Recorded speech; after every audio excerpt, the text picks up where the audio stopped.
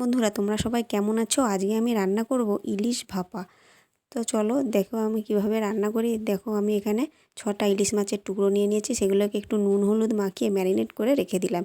এবার একটা মশলা তৈরি করে নেব। দিয়ে দিলাম 3 চামচ সর্ষে, এখানে আমি সাদা আর কালো সর্ষে নিয়েছি। আর দিয়ে দিলাম 1 চামচ জিরে, দিয়ে দেবো 1 চামচ ধনে, আর দিয়ে দিলাম একটুখানি আদা।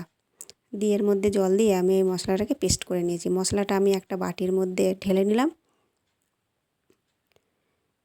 এবার দিয়ে দেবো এখানে 2 চামচ টক দই। দইটা আমার নিয়ে নেওয়া হয়েছে। এবার দিয়ে দিলাম একটুখানি লাল লঙ্কার গুঁড়ো, দিয়ে দেবো একটুখানি হলুদ, আর একটু দিয়ে দিলাম নুন, আর দিয়ে দেবো একটুখানি চিনি। বন্ধুরা চিনি দিলে এর টেস্টটা ভালো আসে, আপনারা চাইলে চিনি নাও দিতে পারেন। এবার দিয়ে দিলাম একটুখানি কাঁচা সর্ষের তেল, দিয়ে এবার এটাকে ভালো করে আমি মিক্স করে নেব। ভালো করে মিক্স করে নিতে হবে যেন দইয়ের দানা দানা অংশ না থাকে। ভালো করে দেখুন আমি এই যে ভালো করে মিক্স করে নিয়েছি। এবার আমি এটাকে একটা টিফিনের মধ্যে অর্ধেকটুকু ঢেলে নেব। ব্যাস ব্যাটারটা আমি এর মধ্যে অর্ধেকটুকু ঢেলে নিলাম একটা টিফিনের মধ্যে। এবার মাছের টুকরোগুলোকে আমি এর মধ্যে দিয়ে দেবো। একটা একটা করে আমি দিয়ে দিচ্ছি। আরেকটা আছে সেটাও দিয়ে দেবো। ব্যাস এবার ভালো করে এটাকে আমি সাজিয়ে নিয়েছি। এবার বাকি ব্যাটারটুকু আমি এর উপর দিয়ে মাছের উপর দিয়ে ঢেলে দেবো। দিয়ে মাছগুলোকে ভালো করে ঢাকা দিয়ে দিচ্ছি। ব্যাস আমার ঢাকা দেওয়া হয়ে গেছে।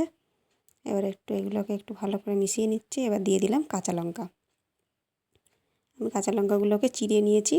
দিয়ে এর মধ্যে দিয়ে দেবো একটুখানি কাঁচা সর্ষের তেল, দিয়ে এবার ঢাকনাটা লাগিয়ে দেবো। ব্যাস আমি কড়াইতে এবার একটা স্ট্যান্ডে দিয়ে দিয়েছি। এবার এর মধ্যে জল দিয়ে দেবো। ব্যাস জলটা আমি দিয়ে দিচ্ছি। জলটা যেন অনেকটাই দেবেন যাতে টিফিনের নিচেটা ঠেকে থাকে। এবার দিয়ে দিলাম, ঢাকনাটা লাগিয়ে দিলাম। ব্যাস আমি এটাকে 20 থেকে 25 মিনিটের জন্য স্টিমে রেখে দেবো। ব্যাস আমার 20-25 মিনিট বাদে এই ঢাকনাটা খুলে নিলাম। ব্যাস তৈরি হয়ে গেছে আমার ইলিশ ভাপা রেসিপি। বন্ধুরা এটা খেতে কিন্তু খুব সুন্দর, আপনারা এইভাবে একবার ট্রাই করে দেখবেন, খেতে খুব সুন্দর লাগবে।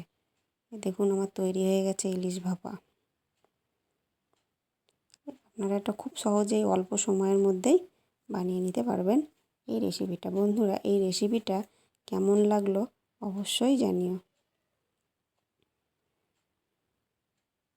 এবার এর উপর দিয়ে আমি একটু ধনেপাতা ছড়িয়ে দিচ্ছি।